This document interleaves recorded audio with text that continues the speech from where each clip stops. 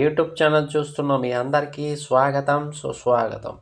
సోమవారం రోజు పరమశివుడి యొక్క ఆరాధన చేసిన వారికి సర్వ కష్టాలు మరియు సర్వ దుఃఖ బాధలన్నీ తొలగించి వేస్తాడు పరమేశ్వరుడు. ఈ సోమవారం పరమేశ్వరుడి యొక్క శక్తివంతమైన శివస్తోత్రాన్ని పఠిద్దాం.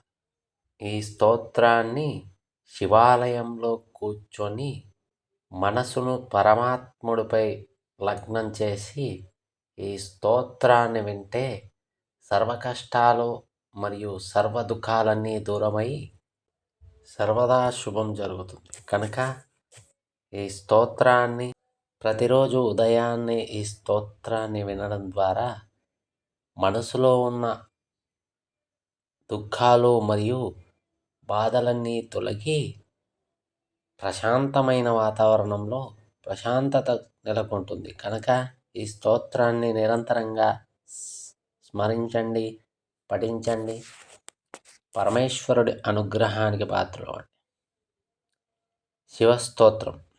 గౌరీనాథం విశ్వనాథం శరణ్యం భూతావాసం వాసుకీకంఠభూషం యాక్షం పంచస్యాదిదేవం పురాణం వందే సాంద్రనందసందోహదక్షం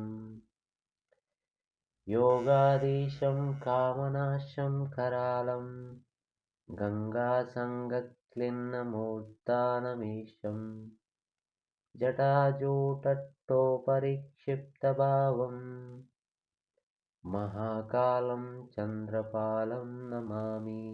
శ్మశానస్థం భూతవేతాళసంగం నానాశస్త్రైఖడ్గశూలాదిభిశ్చ వ్యాఘ్రాద్యోగ్రబాహవో లోకనాశే యస్య క్రోధోద్భూతలోకస్తమేతి యో భూతాది పంచభూతైస్త్రినుక్షు తన్మాత్రాత్మకాలకర్మస్వభావై ప్రవృత్యేదం ప్రాప్య జీవత్వమీశో బ్రహ్మానందే రమతే తం నమామి.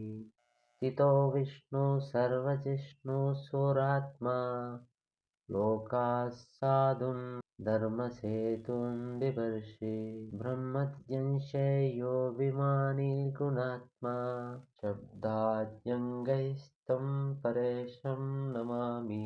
యస్యాజ్ఞాయ వాయతో వాతి లోకే జ్వలత్యగ్ని సవితా యాతి దశ్యన్ శీతాంశుకే తారకः సంగ్రహశ్చ ప్రవర్తంతే తం పరేశం ప్రపద్యే.